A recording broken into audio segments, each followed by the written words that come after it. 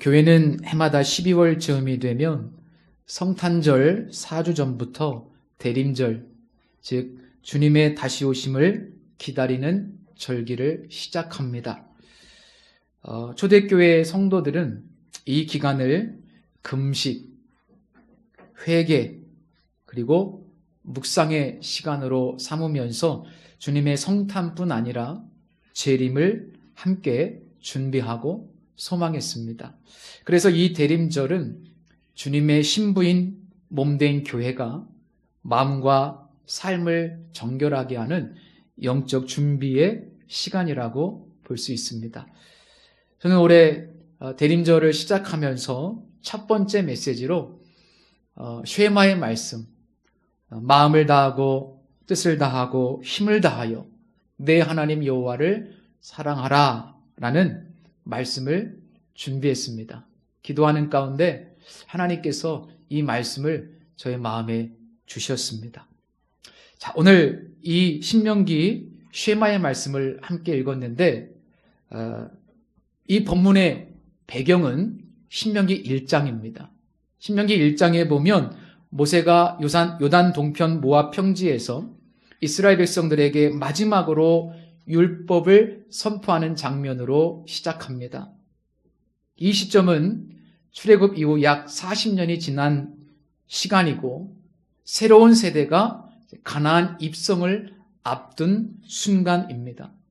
이전 세대는 아시는 바와 같이 불신과 반역으로 다 광야에서 사라졌고 이제 모세는 약속의 땅에 들어갈 새로운 세대에게 하나님의 율법을 다시 설교 형식으로 선포합니다. 그래서 이 신명기는 광야의 역사를 회고하면서 또 새로운 세대가 언약을 새롭게 맺도록 부르는 언약갱신적인 성격을 가집니다. 이 배경, 언약갱신적 성격을 가진 이 신명기의 특성, 이것이 바로 오늘 본문에서 사랑이라고 하는 개념을 이해하는 데 굉장히 중요한 내용입니다. 자, 이 신명기가 언약갱신적인 성격을 가진다는 것은 출애굽기 19장에 나오는 하나님과의 계약, 시내산 계약이 있죠. 그 계약과 밀접하게 연결되어 있다는 의미입니다.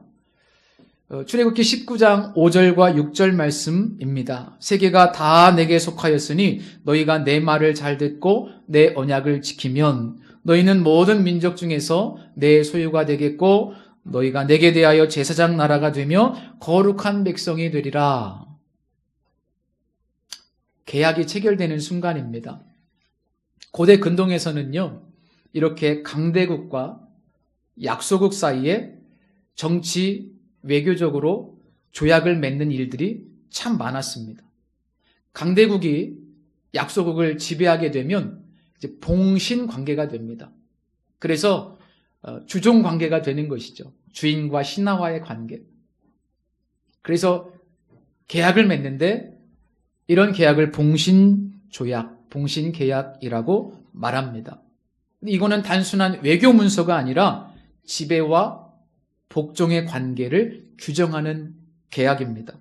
그래서 주권자, 지배자의 보호와 은혜에 대한 봉신의 충성과 복종을 요구하는 경우가 대부분입니다. 아까 제가 읽어드린 출애굽기 19장의 말씀, 시내산 계약은 그 당시 고대 근동에 널리 보편화되었던 이 봉신 계약의 형태를 차용했습니다. 그래서 구조가 굉장히 유사합니다. 그래서 출애굽기 19장 이 봉신 조약의 그 이전의 내용을 보면 뭐라고 말씀하고 있냐면 너희가 내 말을 잘 듣고 내 언약을 지키면, 이게 조건입니다. 하나님께서 말씀하시는 것이죠. 너희들이 내 말을 잘 듣고 내 언약을 지키면, 이거는 충성과 복종에 대한 요구입니다. 내 말 잘 듣고 내 언약을 지키면. 또 우리 신명기 많이들 읽어보셨잖아요. 신명기에 많이 나오는 내용이 무엇인가 하면 축복과 저주에 관한 말씀입니다. 그렇죠. 그런데 이 봉신조약을 자세히 보면 봉신조약의 맨 마지막 부분에는 축복과 저주에 관한 내용이 꼭 들어갑니다. 그래서 이 신명기 전체가 하나님 앞에 어떤 계약과 같다는 거예요. 뒤에 보면 축복과 저주에 관련된 내용이 계속 반복이 되죠. 자, 그래서 우리는 이 봉신조약이라고 하는 고대 근동의 어떤 배경 속에서 이 신명기 전체를 이해할 필요가 있고, 신명기에서 가장 중요한 명령인 너희 하나님 여호와를 사랑하라, 여기서 이 사랑의 개념을 그 계약 속에서 이해할 필요가 있다는 겁니다.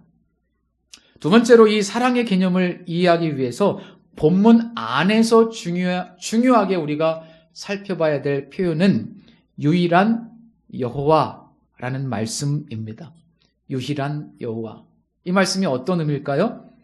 이 말씀은 단순히 하나님이 여러 신들 중에 첫 번째 신이 아니라 유일한 주권자라는 뜻입니다. 오직 유일한 주권자. 자, 이렇게 말씀하시는 이유는 당시 고대 사회가 종교 다원주의, 다신교의 세상이었기 때문입니다. 고대인들은요, 여러 신들이 있다고 믿었어요. 혹은 여러 귀신들도 있다고 믿었습니다. 그리고 천사들이 있다고 믿었어요. 그래서 그런 영적인 존재들이 우리 삶의 모든 영역을 다스리고 주장하고 있다고 생각했습니다. 참 영적이죠. 자, 이 말씀 듣고 있는 이스라엘 백성들의 조상들이 살았던 고대 이집트는 어떨까요? 이집트 역시 마찬가지였습니다. 이스라엘 백성들이 400년 이상 몸담고 살았던 그 이집트 땅도 모든 것이 신과 연결된 세상이었어요. 왜 하나님께서 이집트에 재앙을 내리셨을까? 첫 번째 재앙이 뭐예요? 나일강을 피로 바꾸는 재앙이었습니다. 왜 하나님께서 나일강을 피로 바꾸는 심판을 내리셨을까? 가장 중요한 이유는요, 이집트 사람들이 나일강을 신성시했기 때문입니다. 이후에 등장하는 9가지 심판도 단순한 재앙이 아니라 모두 이집트 사람들이 섬기는 대표적인 신들을 향한 하나님의 심판이었어요. 한 가지 더 예를 들면 하나님이 어둡게 하는 심판을 내리시죠. 흑암 심판. 그들이 섬겼던 신이, 대표적인 신이 뭐예요? 태양. 태양신. 그래서 어둡게 한 겁니다. 결국 하나님은 이 10가지 재앙을 통해서 여호와 하나님만이 유일한 주권자요 통치자라는 것을 만천하에 선포하셨던 겁니다. 그리고 이 표현은 결국 10계명 중에 첫 번째 계명인 나 외에는 다른 신들을 내게 두지 말라는 명령과 연결되는 거라고 볼 수 있겠죠. 자, 근데 여기서 먼저 우리는 과연 우리에게 여호와 하나님이 유일한 절대적인 주권자인지를 한번 질문해 봐야 돼요. 우리 성도님들 어떠십니까? 여호와 하나님이 정말 나의 유일한 주권자이십니까? 아멘. 예, 아멘입니다. 앤드류 모레이 목사님께서 그의 책에 주님과 나누었던 대화를 소개한 적이 있습니다. 어느 날 주님께서 이 목사님의 마음속에 세미한 음성으로 물으셨습니다. 나는 너에게 어떤 존재냐? 그때 목사님께서 곧바로 대답하셨습니다. 주님은 언제나 첫 번째입니다. 목사님은 대답을 참 잘했다고 스스로 생각했습니다. 그런데 주님께서 기뻐하지 않으시는 것 같았습니다. 내가 뭘 잘못했을까? 왜 주님께서 기뻐하지 않으셨을까? 목사님은 하루 종일 마음이 좀 찝찝했어요. 마음이 무거웠습니다. 그러다가 저녁이 다 돼서야 깨닫게 되었습니다. 아, 내가 대답을 잘못했구나. 그래서 다시 주님께 기도의 자리에 나아가서 이렇게 고백했다고 합니다. 주님은 저에게 모든 것 되십니다.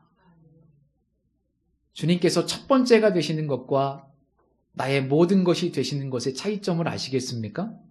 주님이 나의 첫 번째라는 고백은요, 둘째도 있고 셋째도 있다는 의미가 돼요. 많은 것 중에서 첫째라는 의미잖아요. 그래서 주님께서 기뻐하지 않으셨던 겁니다. 주님은 우리에게 많은 것 중에서 첫째가 되시기보다는 다른 것들과 비교할 수 없는 유일한 존재, 즉 전부가 되시기를 원하신다는 것을 이 목사님의 체험을 통해서 우리가 깨달을 수 있습니다.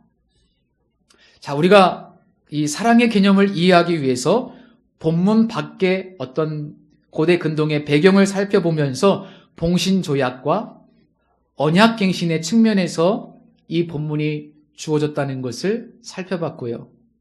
또 하나는 이 본문 안에 있는 표현 중에 유일한 여호와, 즉 절대적 주권자라는 의미를 통해서 다른 신들을 도저히 인정하지 않으시는 하나님의 배타적인 신앙 고백이 이 본문의 핵심이라는 것도 확인을 했습니다. 자, 이제 그렇다면 너의 하나님 여호와를 사랑하라 라는 명령이 어떤 개념인지 드러나기 시작합니다.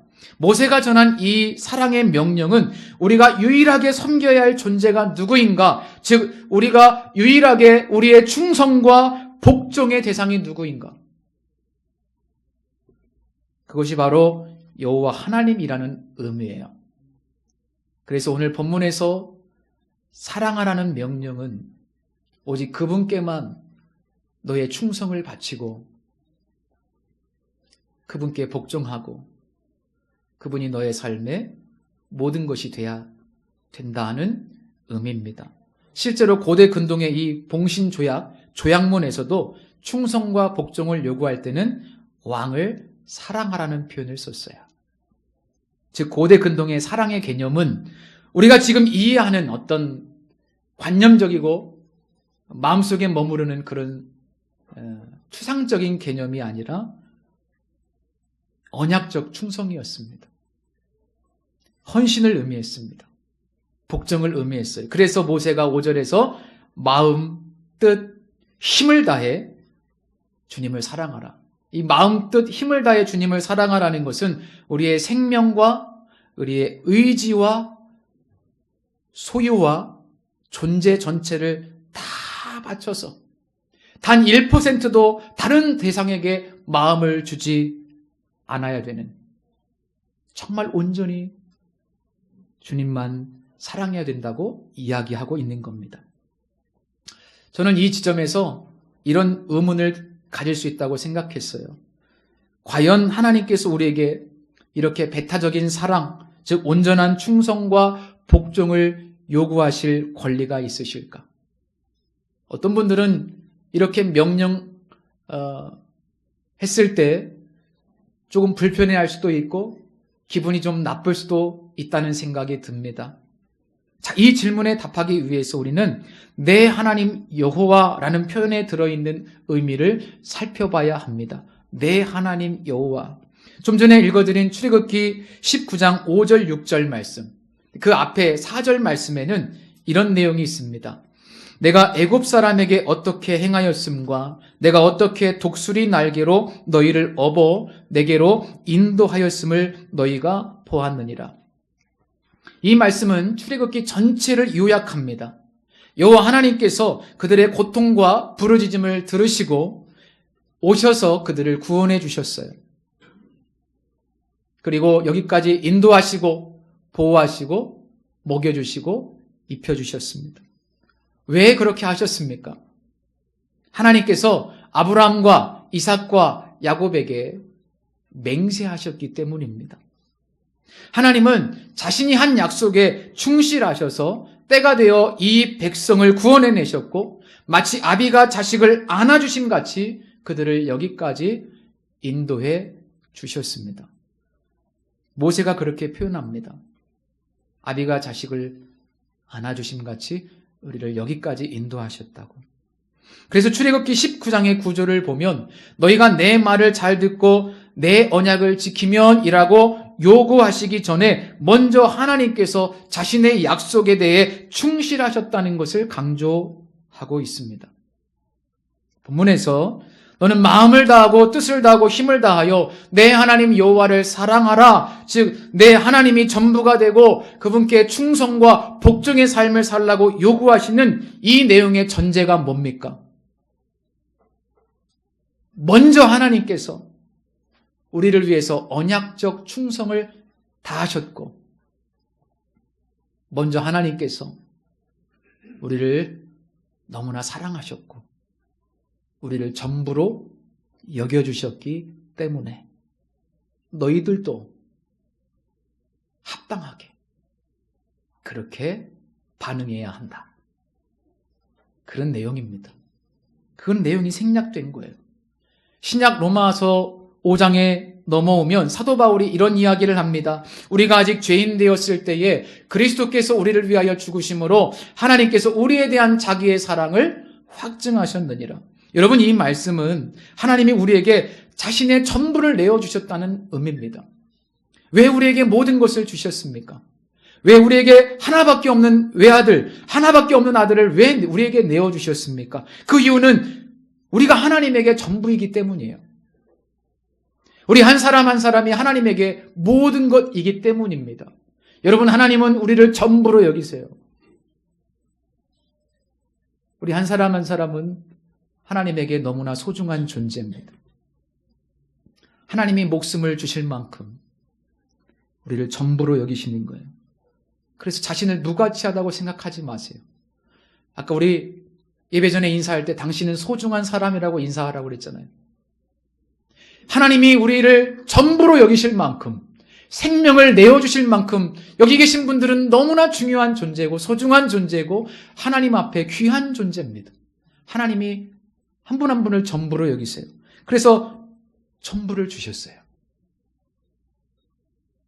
또한 이 십자가 사건은 하나님의 언약적 신실함의 극치입니다. 왜냐하면 하나님은 처음부터 죄를 지어 하나님을 떠나고 대적했던 인간들을 향하여 구원을 약속해 주셨고 결국 그 약속을 끝까지 지키셨기 때문입니다. 그래서 우리는 마음을 다하고 뜻을 다하고 힘을 다하여 내 하나님 여호와께 충성과 복종을 드리라는 이 명령 앞에 불편해하거나 기분 나빠할 것이 아니라 오히려 감사함으로 반응해야만 합니다. 하나님이 나를 그렇게 사랑하시고, 이런 표현은 좀 그렇지만 하나님께서 나에게 충성하셨고 전부를 주셨다는 이 놀라운 사실 앞에 우리는 감격하여 이 말씀을 기꺼이 받아들일 수밖에 없습니다. 이것이 바로 너의 하나님이라는 표현 속에 들어있는 의미입니다.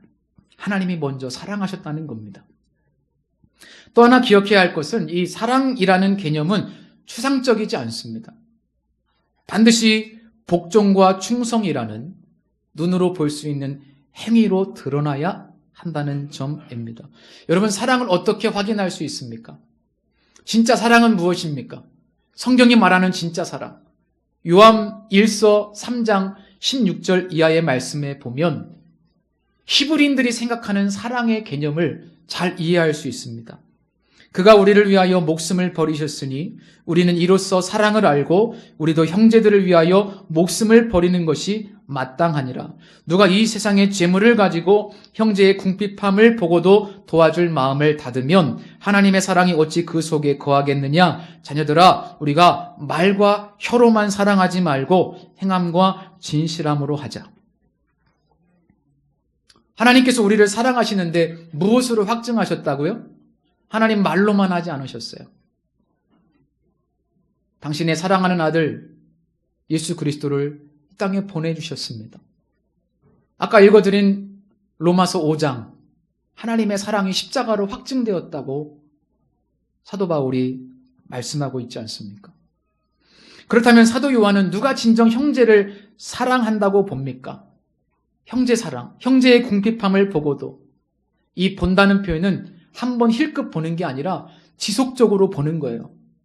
내 주변에 있는 형제의 어려움과 궁핍함을 내가 지속적으로 보고 있으면서도 말로만 혹은 생각으로만 사랑하는 것, 그건 진짜 사랑이 아니라는 거예요.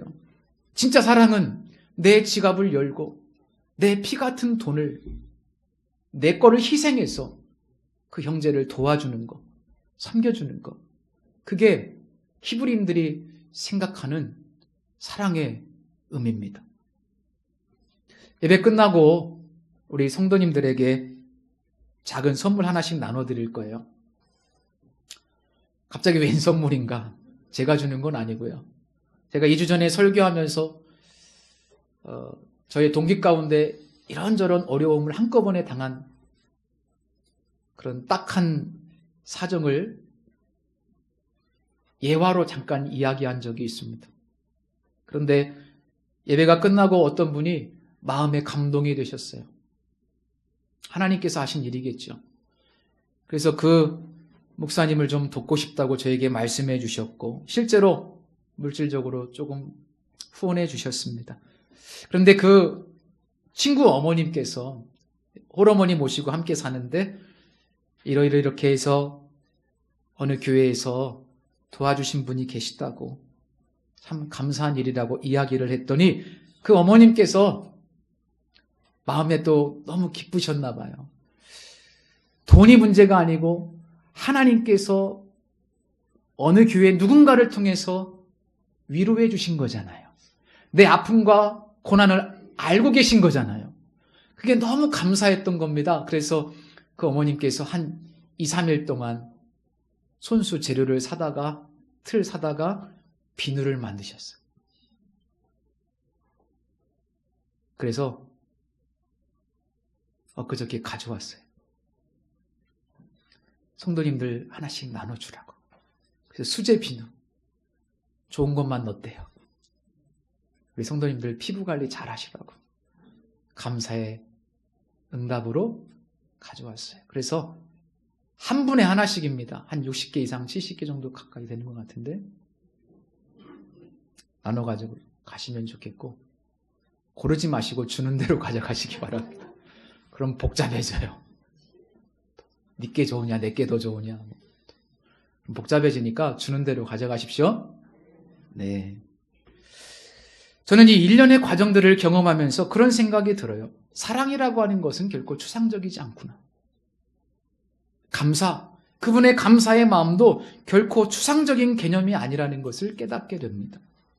단지 내 마음과 생각 속에 머무르는 어떤 인식이 아니라 반드시 우리의 몸으로 실천되고 행동으로 드러나야 비로소 완성이 돼요. 마찬가지로 우리 하나님을 사랑한다고 말하는데 무엇으로 증명할 수 있습니까? 사랑하는데 그분이 첫째가 아니에요. 전부가 아니에요. 그분의 말씀 앞에 복종하지 않습니까? 그러면 그게 사랑하는 게 아니죠. 사랑하는데 그분에게 충성을 드리지 않아. 하나님은 사랑을 무엇으로 확인하시는지 아십니까? 우리 하나님을 사랑합니다. 이런 고백도 좋아하세요. 그런데 그 고백이 말로만 멈추지 않고 복종과 충성으로 유일하신 주권자 앞에 그렇게 우리 몸으로 우리 충성을 드릴 때 하나님은 그것을 기뻐하십니다. 몸으로 예배하십시오. 오늘 이 시간은 우리가 입술로 예배하는 시간인데 이제 예배당 밖을 나가면 몸으로 예배하는 거예요. 그게 분리되면 안 돼요. 찬양만 열심히 드리고 밖에 나가서 아무것도 하지 않으면 그건 진정한 예배가 아니에요. 하나님 우리가 우리의 몸으로 하나님께 복종하고 충성하길 원합니다. 그래서 이 쉐마의 말씀 앞과 뒤에 보면 전부 다 무슨 말씀이냐면 하나님의 말씀에 대한 순종을 요청해요. 몸으로 예배드리는 것. 그게 하나님을 사랑하는 것이다.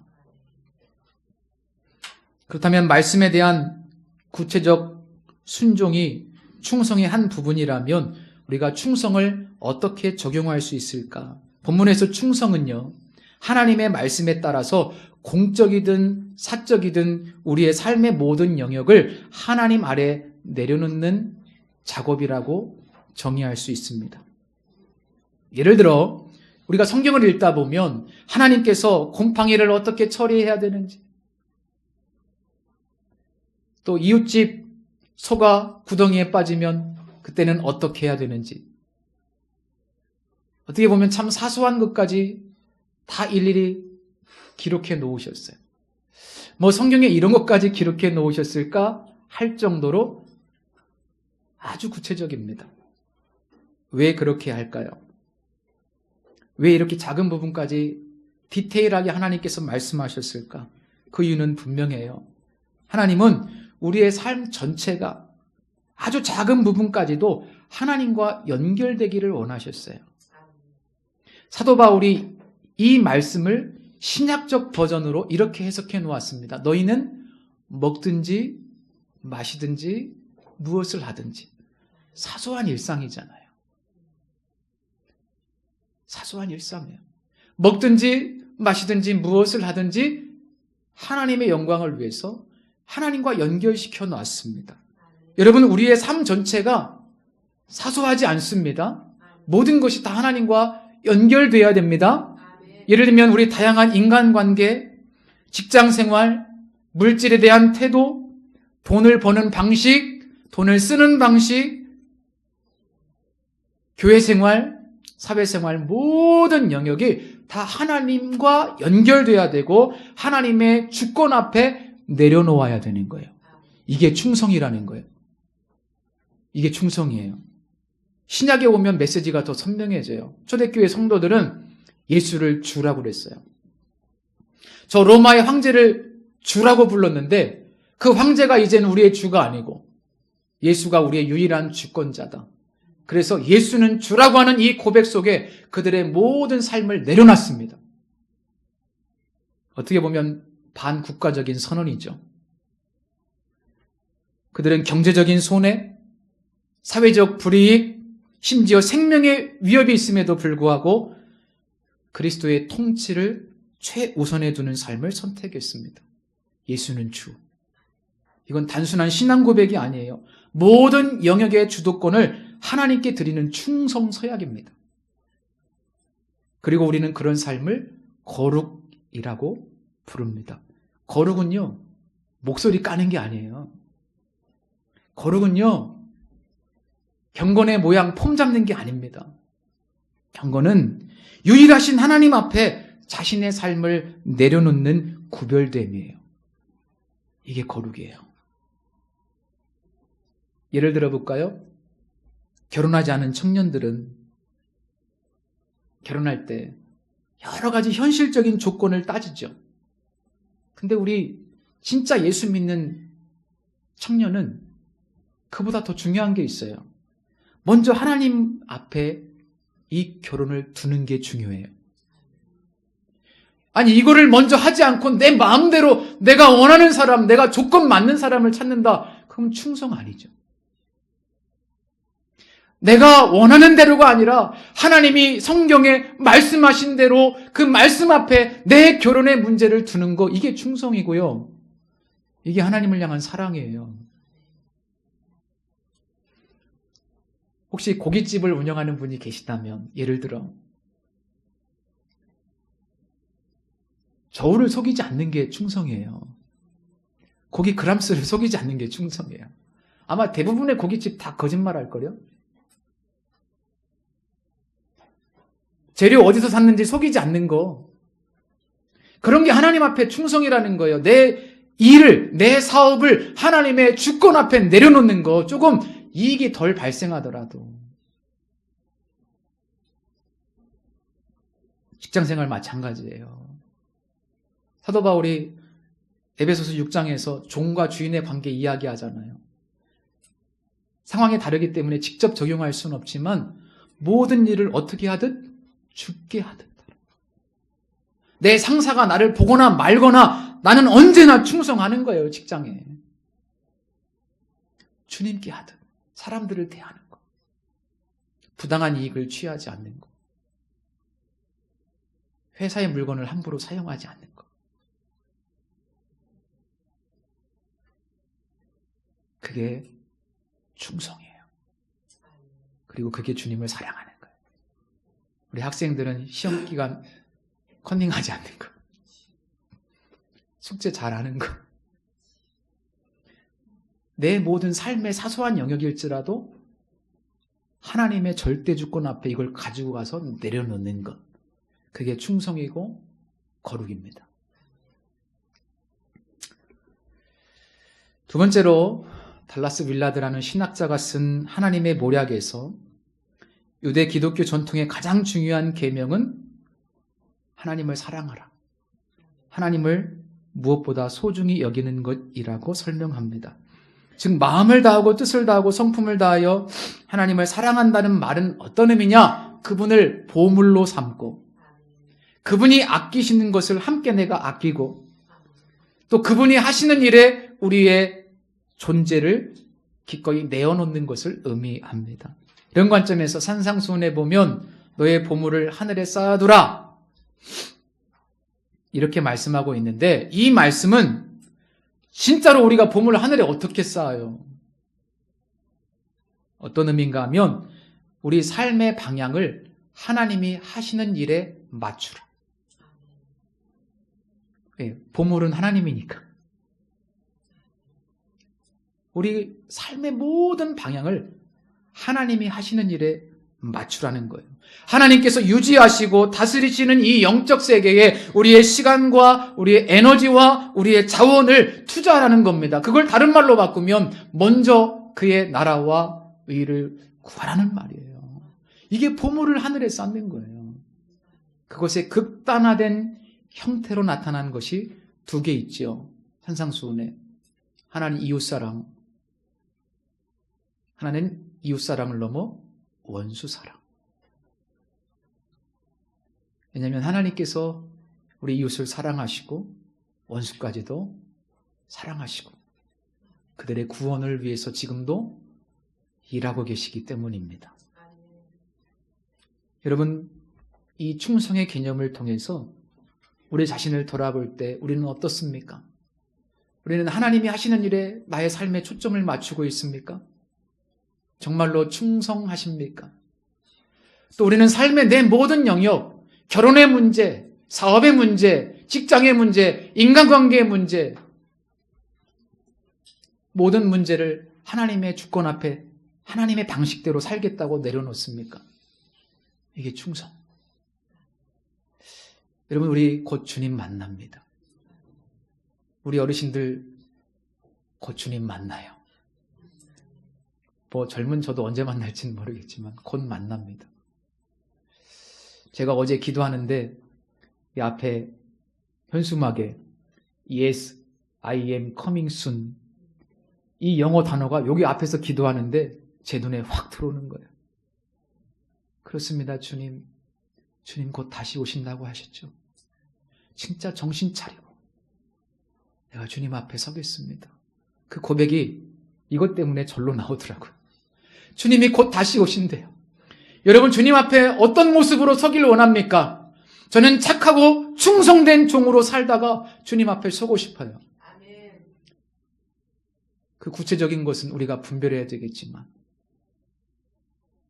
이 대림절 기간에 우리 다시 한번 주님의 말씀 앞에 섰으면 좋겠어요. 약 2000년 전에 이 땅에 오신 예수님께서 먼저 이 길을 걸어가셨습니다. 그분은 온 마음을 다해 하나님을 사랑하셨고 하나님의 절대 주권 앞에 자신의 개인적인 의견을 내려놓으셨어요. 내 뜻대로 마옵시고 아버지의 뜻대로 하옵소서.